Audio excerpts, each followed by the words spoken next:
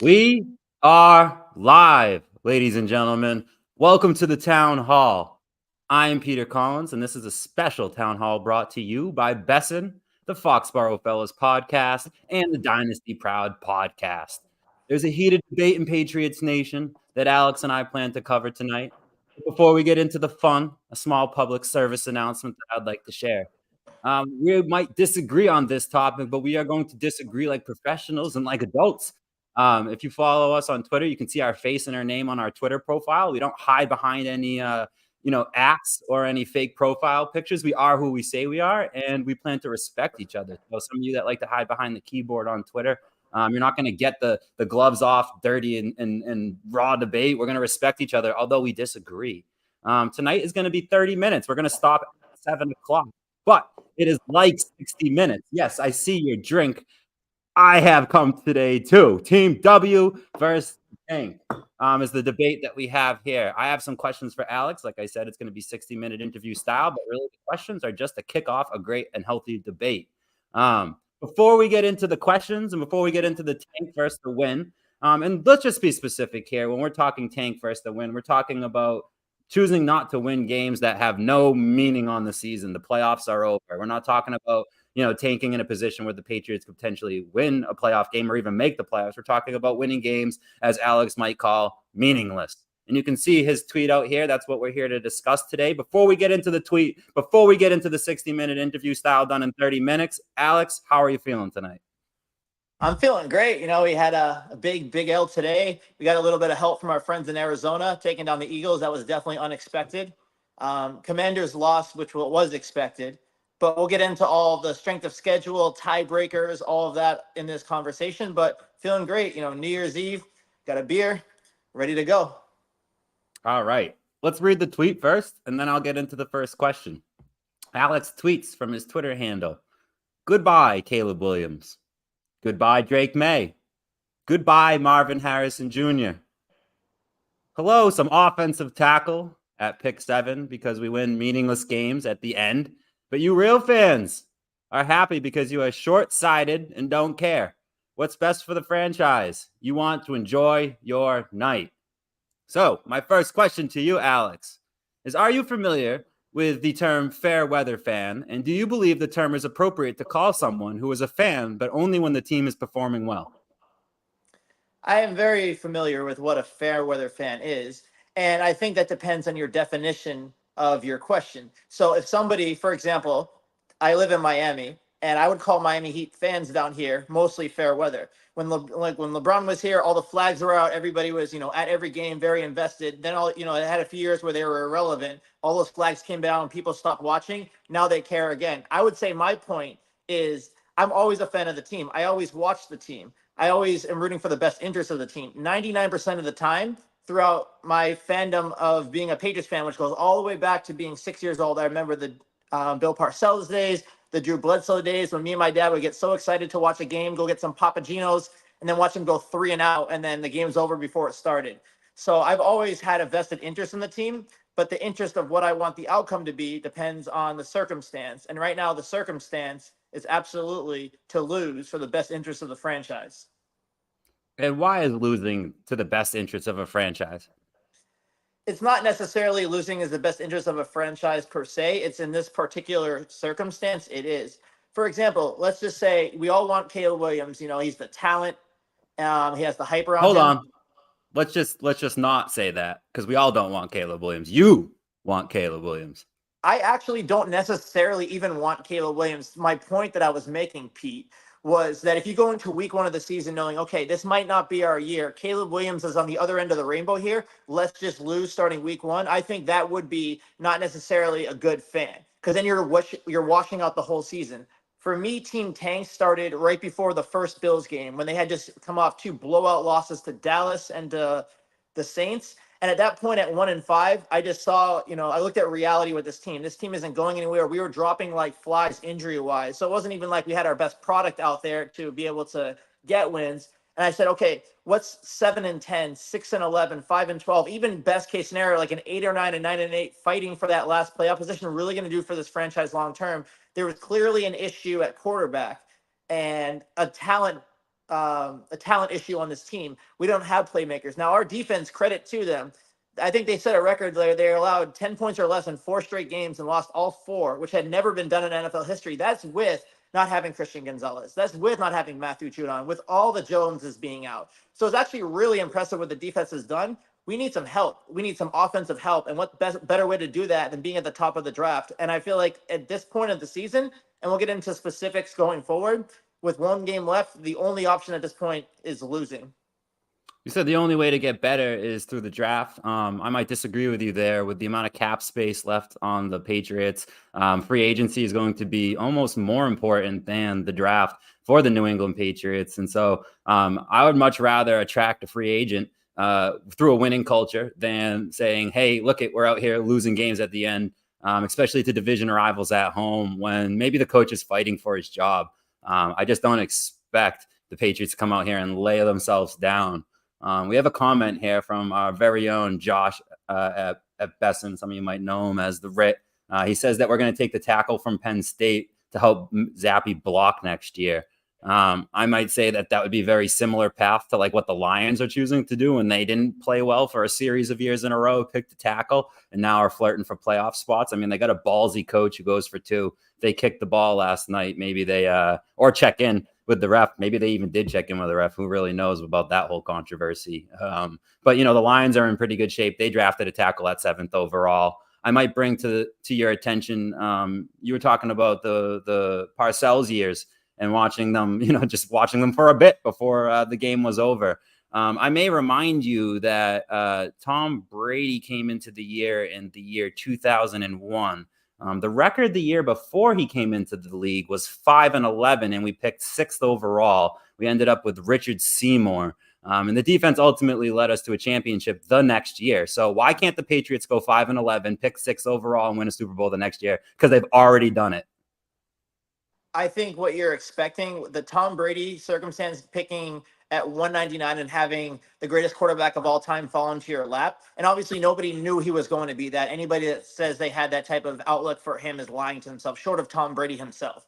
But expecting that, I mean, obviously, if you get the number 1 pick, you're not guaranteed at all to be able to get a star. But I would rather be in that position. And to quote something that a lot of people have referenced in those quotes, the ones that, didn't just verbally assault me and then get really mad, to actually talk like functionally about how this is all going to work. Sure, let's just say we end up at pick 6. Could we trade up for the number 1 or 2 pick if we really wanted to do so? Sure, but then you're burning assets to do so, and that doesn't guarantee you anything. For example, last year the Bears had the number 1 pick. Carolina really fell in love with Bryce Young, so they traded up to get him in spot 9, which is actually similar to what it could be for us. We could fall as far as 7 if we win next week. They traded DJ Moore, they traded the number 9 pick, and they traded the 1st round pick this year. Look at Carolina now. They're not trying to lose games, and they're by far the worst team in football. The Bears, they've gone on a nice little run. They're going to end up with a pick, around 10 or 11, and they're going to have the number 1 pick, and they didn't have to do anything besides swap back last year. So that's why not having to give up assets to do it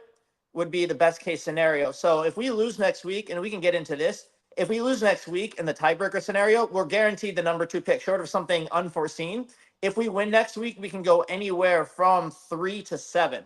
So for me, you talk about attracting free agents. It's not like the outcome of this game. If we lose it, we're 4-13. If we win it, we're 5-12. I don't think one of them's a bigger, pitch to free agents than the other. And if you have been watching the games, every game's been competitive for the most part the second half of the year. All of our losses, we've had the ball at the end with a chance to win almost every single game. And if we had functional quarterback play, or if we had, athletic weapons that could catch a pass, we could have won many of these games. So it's like you come back next year, you have our defense, which is really impressive. Christian Barmore, you get Christian Gonzalez back, you have Matthew Judon back, you just get everybody back. And then you add in free agency, as you said, we have a lot of cap space. Why not have, a top tier talent? And I'll talk about who I really want going forward, but add a top tier talent to it. And it's not that you couldn't get that at 7, but I'd rather be in the position of picking 2nd, so that if you decide, someone comes in hot with a big offer, you can gain assets in trading down versus being in a further back position, having to give up assets to get up there. Yeah, I mean, if you're just going to make it about is the 2nd pick better than the 7th pick, then this just stops right here. Obviously 2nd is better than 7th, but that's just not what this is about at all. It's about what you're rooting for, what your fandom wants you to do. And I'm out there rooting for my team to win every day. You are out there hoping that they lose this next game. So my question to you is, how do the Patriots tank next week? What does that look like? So and this is another thing I explained. This is more about fandom rooting interest versus the actual players. I absolutely don't expect the players to try to tank. Maybe Chad Ryland is getting in an envelope with unmarked bills in his locker room every week because that's pretty much the only explanation for He's what we're trying, seeing there. sadly. I'm sorry? He's trying, sadly. Yeah, that was Bill's big fourth round pick last year. So that's another thing. Bill cannot be making this pick, whatever pick we're at. He's got We to agree go. there. Whether he's the coach or not, he cannot be the GM. I want him nowhere near that because that pick, whether it's number 2, 4, or 7, is getting traded down. And then we're picking somebody that should have gone 2 rounds later because Bill thinks he's smarter than everybody else. So we agree on that. But I don't expect the players to tank. Of course, it's a very physical game. There's, besides pride on the line for them, a lot of them, maybe free agents and they're playing for future contracts. And so they want to be able to prove themselves. At the coaching level, most likely I don't expect them to tank. If anything, I expect Bill Belichick, who may not be back here next year, to try to stick it to the organization by trying to win.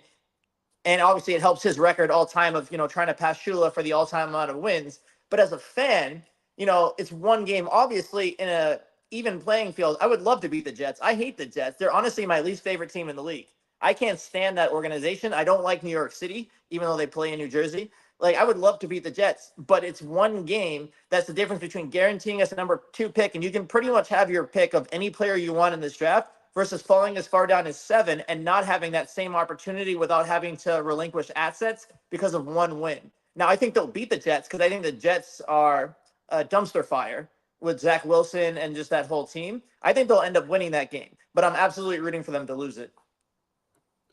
You are very focused on getting a top 3 pick in the draft. Can you please list the quarterbacks that have been picked in the top 3 that have been successful? Matthew Stafford.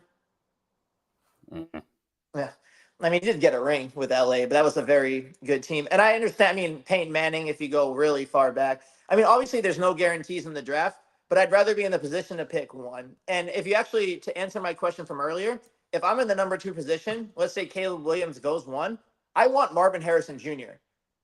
That's who I want because I feel like out of all the players in this draft, he's the most guaranteed superstar in the draft. His game translates to the NFL, I feel like, as well as anybody else. I feel like he'll come in and be a Justin Jefferson almost right away. Now, is Zappy or Mac Jones still there throwing the ball 10 yards behind him to the opposing team? Maybe. I'd love to bring in a Kirk Cousins, maybe, Russell Wilson in a prove it year for himself. I don't know what the free agent is. Maybe, we trade back up and we into the draft afterwards. We can get a Jaden Daniels, we can get a Bo Nix, we can get a Penix, that could even, not to say redshirt, but like be behind the veteran quarterback, learning for a year. So that's the route I would rather go. If it's up to me, Caleb Williams goes up, or even Drake May, whatever quarterback goes off number 1, I would rather get Marvin Harrison at 2. But I would rather be in the position to pick the player that we want. I just think with our quarterbacks, Mac Jones obviously has no future in New England. I think there's something mental there. Like, his confidence is shot. He looked much better as a rookie. Zappy has had his moments, but you watch him today. A couple of those interceptions weren't his fault, but one of them was horrid. The first Oh one, my God. it was. It's like Mac Jones, reincarnated there. So at the end of the day, I want the best opportunity to put myself in a position to win, and obviously that comes through free agency. But I want the highest pick possible. And when there's one game, it's not like we're even 6 or 7 weeks away from the end of the season where it's like, okay, discussion, maybe they're still mathematically alive, maybe there's a lot to play for. It's literally one game that guarantees us the second pick. And if we lose, it probably pushes us down to 6 or 7. Yeah, so I didn't go back to 2009 to find Matt Stafford as a pick that was successful. I guess you do have to go back that far. The guys that I came up with to answer my own question about a top 3 quarterback that's successful, Joe Burrow and Jared Goff are the only 2 that actually went to a Super Bowl, but they both lost. So there's not been a top 3 quarterback basically like forever since, like you said, Matt Stafford, that has actually won a Super Bowl. You're almost better taking quarterbacks outside of the top 3 historically, if you want to talk about hits in the draft. Just talking about top 3 quarterbacks that were picked that didn't go to the Super Bowl, but have worked out. Maybe you're talking CJ Stroud. Maybe Trevor Lawrence has worked out. We already said Burrow. Kyler Murray had a good game today, but even they were thinking about moving on from him and didn't rush him back. Misses. You got Bryce Young, Pickett, Zach Wilson, Trey Lance, is Baker Mayfield a miss? I don't know. He's been performing really great this year, but up till then, anybody would say that he was a failure. Sam Darnold, Trubisky, Goff, I think you can't count him as a success. Wentz, Winston, Mariota, Bortles. Like I said, I only went back down to 2014. So you're talking about just a heap load of trash quarterbacks picked in the top 3. I think the Patriots need a quarterback and should pick a quarterback with their pick. So I'm almost making the argument here. I'd rather the culture stay winning. I'd rather teams win. I'd rather free agents and see how hard we fight at the end. I'd rather Bill try to win, not ruin this, this good ending to a season with Bailey Zappi, and instead pick where you land. And you can still get someone good. And like you said, if you're really all in on a certain guy, trade up and give up capital. But it's not, you're looking back on shit. If we had just lost, then we wouldn't have to give up the traffic. Who cares? It's about the final roster at the end of the day. I think we're going to get the quarterback. And the reason I think we're going to get the quarterback is just what teams are drafting in the top 10 and what quarterbacks they have. I'll bring to your attention the Bears. You already brought them to my attention. Have 2 top 10 picks. They have Fields. Whether they like Fields or not is to be seen, but they have Fields on their roster. Arizona has Kyler Murray, and he's got a big contract extension. Washington, I mean, they have Howell, but I don't think they like him, so they might be looking for a quarterback. You got the Giants who extended Jones. You got Tennessee with Levis and Malik Williams, so they might be in the hunt. And then Chargers have Herbert. So really only got 2 teams to compete with, maybe, for a quarterback. So I don't think you're really going to need a top 2 pick. You could have a top 7 pick and still pick your quarterback because the other teams just aren't competing. No, I agree, but it also, the person that ends up in the top 3 or 4 may not be the teams that are listed there. Someone could trade up. Like, look at Denver right now. They're clear they're moving on from Russell Wilson. So that might be a team that sees the opportunity and be like, okay, let's, push our chips to the center of the table. Let's go get our guy, whether that's Caleb Williams, Drake May, Jaden Daniels. So there could be some unforeseen team that is able to move up. Now, if you're further back in the draft, it becomes harder to, make an equal trade, because then does that team really want to trade that far out of that top spot, unless you're a team like the Bears that has multiple first-round picks where they can say, okay, well, we have number 1 and we have number, let's say, 8. So, we can still get the guy we wanted 8, and we'll amass, a ton of draft capital for our number 1 pick. So, I mean, the Bears are in a really advantageous position right now. And, I don't know if they're mathematically eliminated yet. They're not going to make the playoffs. But, I mean, they look at they're building something. I would keep Justin Fields, to be honest. If I was a part of that team, I would draft Marvin Harrison Jr. 1, maybe even trade down a pick or 2 to get him if there's someone that, really wants Caleb Williams. And then you go get, an alt or, the other offensive tackle. But for me, it's I just don't want the Patriots to miss out, go from 2 to 7. And then there's somebody they really want and they can't get him. And it's because we won 1 game at the end. And again, I don't expect the players to tank. I don't even expect the coaches to tank. But it's as fans, I feel and I posted a poll earlier today, right after the game. I believe the last time I saw it had 80 responses, and we were completely at biased poll, by the way. Biased. I mean, I posted it online. I have mostly Celtics fans, so I mean, I'm assuming many of them are Patriots fans as well. If you look at no, bias in the sense that you assumed by losing we have the 7th pick automatically. That none of the other teams could possibly win as well, and that it's a foregone conclusion that by rooting for the Jets and by winning against the Jets next week, we will be picking 7th, and that by picking 7th is a bad thing. Well, it's not a foregone we could have phrased that poll differently. Yeah, I mean, that's the worst case scenario, of course. I mean, if you look at the games, I don't think Washington's beating San Francisco. I would have to check to see who. Do you have the Eagles losing today? Oh, of course not. Yeah, I mean, that's what I'm talking about. It's anything can happen. Any game in the NFL, most often the better team wins, right? If you're just the odds probability, who is supposed to win, usually it does in the NFL. I'll give you that. But there are upsets. There are teams that have draft capital at stake that are still winning games. The Patriots, Arizona. I mean, there are teams out there. So I don't think it's a foregone conclusion that if the Pats win, everyone else is automatically going to lose and that's it, 7th round pick, seal it. I just don't think it's like that. Yeah, of course not. But I think, control what you can control. And again, I don't expect the players to tank, but as a fan. What are we in control of? We're in the control. Patriots are going to try to win. We're in control of, what our heart wants us to do. And when the score pops up on, on the TV, when Zappi has the ball and he throws it to the opposing team, what our natural reaction is. Mine is excitement. What was yours? You got excited? I got mad. I don't want my team throwing the ball to the other team looking like ass.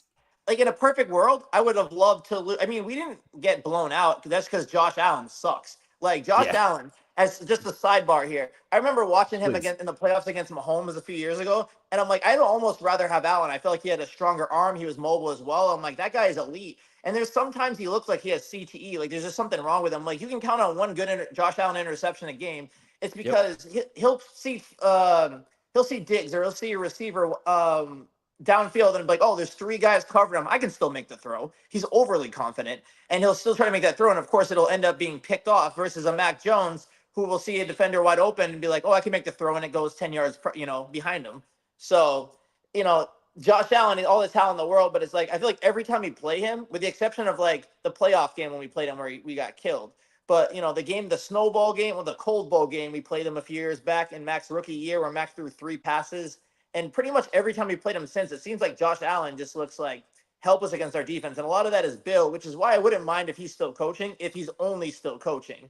But yeah, I mean, I'm happy we lost today. But it's like every Patriots game, and to their credit, for a team that's 4-12, with the exception of maybe 2 or 3 games, they've been in almost every single game. Where it's like if you had some more offensive talent, which of course you could get through free agency, but then you have to convince someone to come here. Which I get to your point is like you create a winning culture, but is 5-12 really a winning culture and 4-13 is a losing culture? I mean, I think that if you're talking about tanking, you're talking about a losing culture, and that's really what kind of my point is that by laying down losing on purpose, you're not going to attract anyone. Now, I get your point isn't that the Patriots should try to lose, but like you want them to try to win, but ultimately lose at the end of the day. It's very confusing for me. I just try to have them win every single game, and if they lose, I understand that helps out their draft stock. Let's go to the comments. We have a couple good ones here. Josh asked, what does a real Patriots fan look like? I think if I just may answer for both of us, for me, it's rooting for your team to win. And for Alex, it's rooting for the best outcome for the team long run, whether that is draft position or, just generally putting yourself in position long term and ignoring, maybe the sidebar of culture, right? Like that doesn't really matter. It's more about the draft pick, which, okay, I'm down for both. We both are very passionate about this team. So I think you're looking at two real fans no matter what. Beantown Talks says you can draft Marvin Harrison at 2, get a QB in the second round. Picking 7th just allows for some grab ass. You can pick Marvin at 2 or 3. Are you okay with that idea of picking Marvin Harrison at the 2 and getting a quarterback still throughout the draft? I know you mentioned Cousins. I'm agreeing that Cousins wouldn't be a bad bridge if you went young quarterback in the second round. Where do you stand on this? That's actually the point I made earlier. To me, that's the best case scenario. Whether we're 2, 3, actually, right now, I don't think it'd almost be impossible to get 3. Unless something crazy happens, because we're going to end up with the strength of schedule over Washington. So I know if you've been watching Tankathon that we flip-flopped with Washington a couple times. So the head-to-head is not the first tiebreaker, unfortunately. It's strength of schedule. And right now, we're about a statistical tie with them, whether they have them first or us first. It's But what tied on happens, Tankathon right now, but you're yeah. right.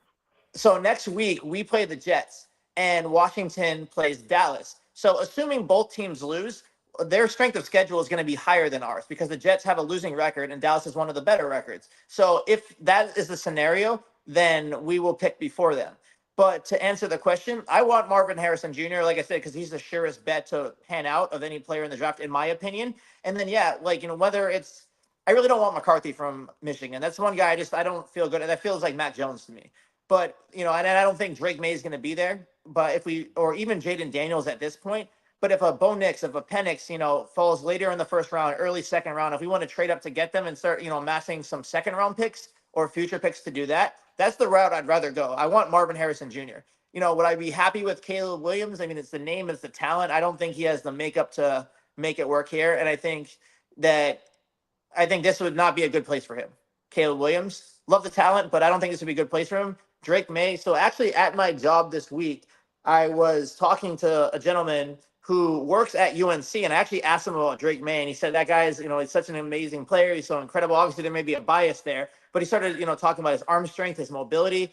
And I mentioned to him, I'm like, to play devil's advocate. I'm like, yeah, Mac Jones, tape from Alabama sure looked good too.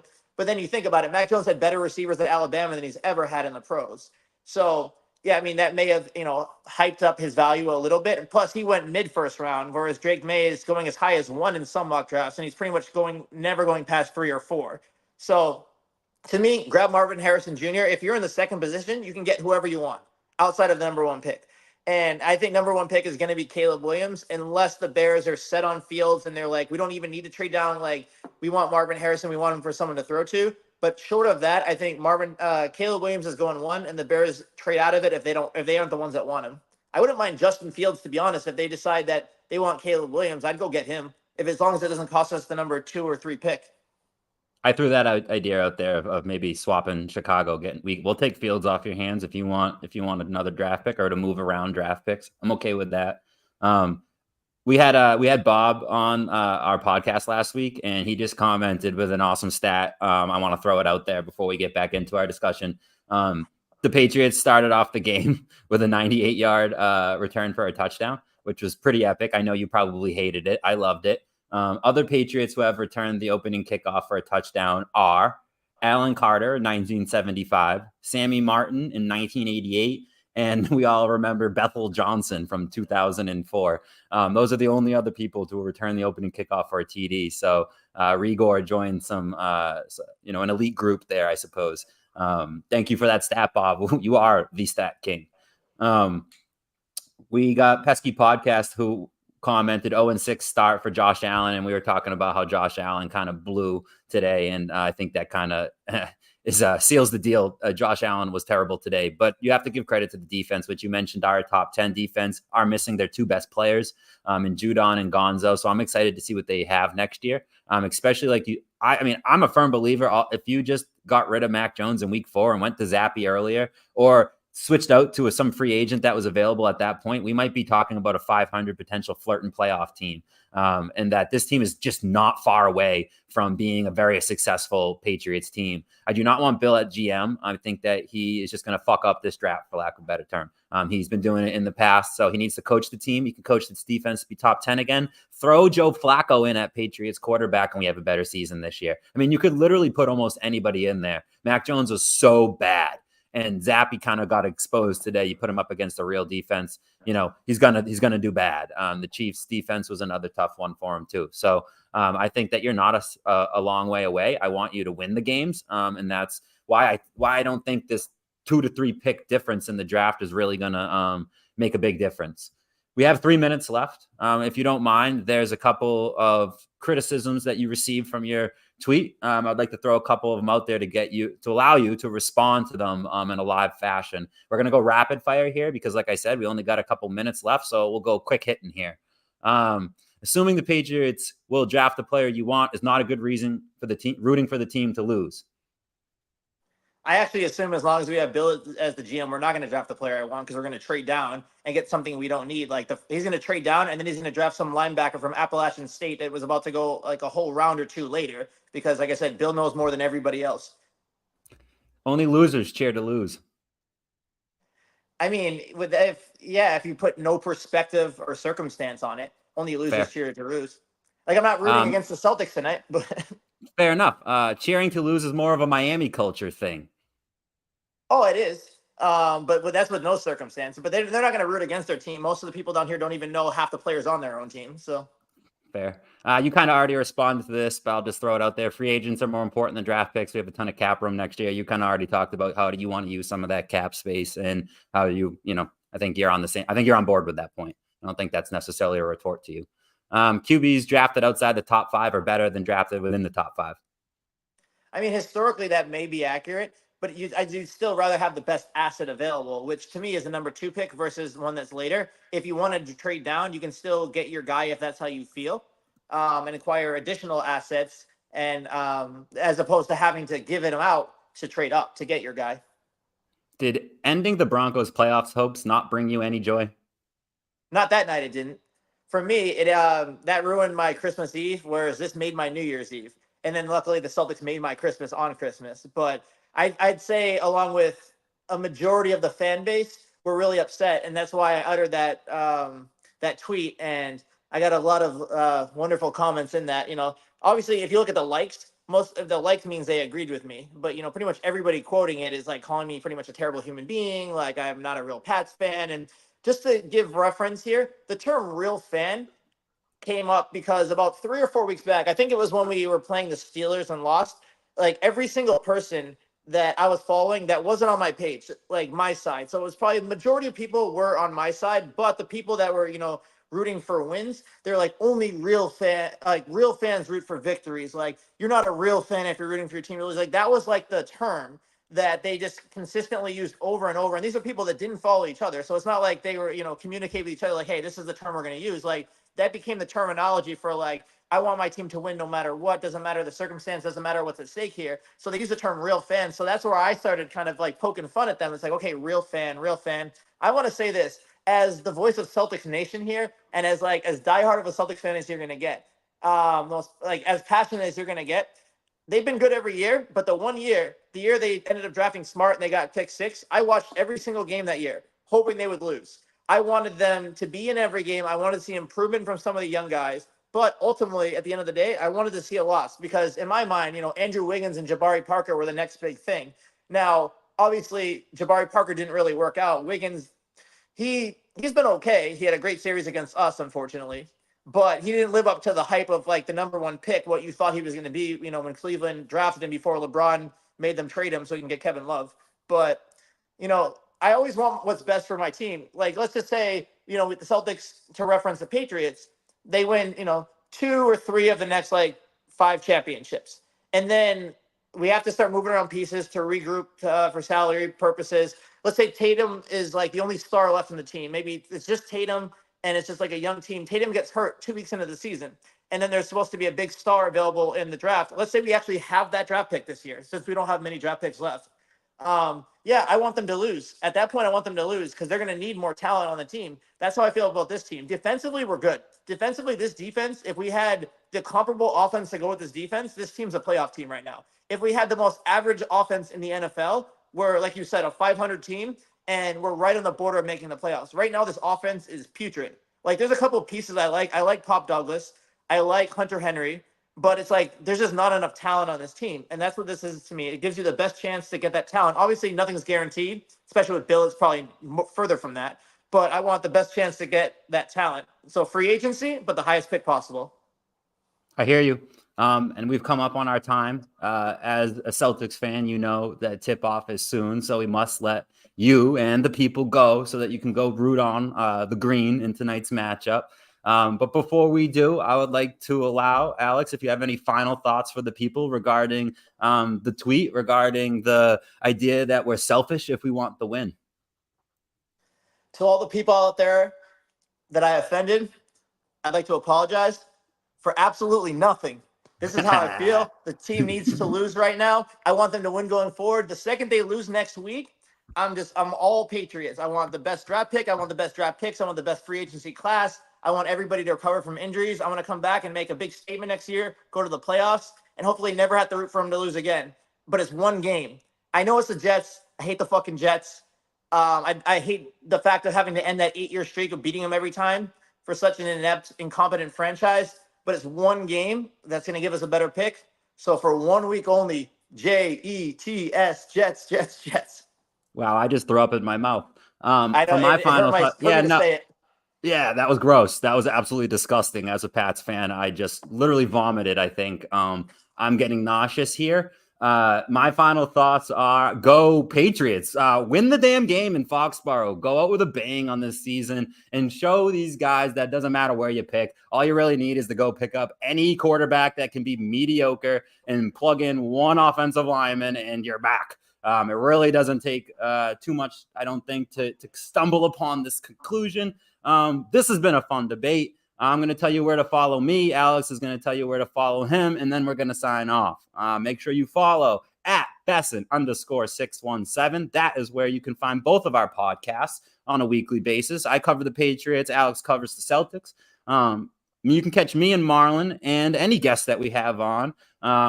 We're actually recording Tuesday. We have someone on from the Jets.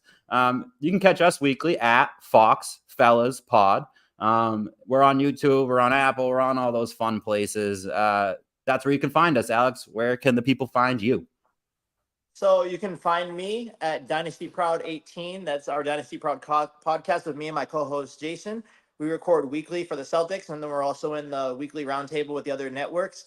You can find me personally at AlexZachary305 on Twitter, ruffling some feathers. So Go That does Pats it. starting next Monday. Go Pats starting forever.